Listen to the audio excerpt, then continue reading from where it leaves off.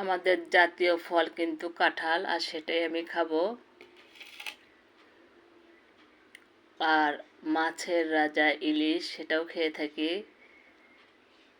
দেখেন কতগুলো কাঁঠাল লেছি, দুধ ভাত দিয়ে একে খান। আমি কিন্তু অনেক অনেক পছন্দ করি, কেউ কিছু মনে করবেন না, অনেকে কাঁঠাল পছন্দ করে না, কিন্তু এইভাবে আমি অনেক অনেক পছন্দ করি, অনেক খাই। আর সেটাই সবার সাথে শেয়ার করছি, যেহেতু আমার বাগানের কাঁঠাল আর অনেক অনেক মিষ্টি।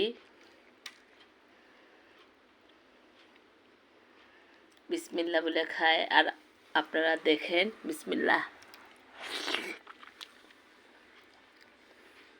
দেখেন বীজ করে রাখছি কাঁঠালের,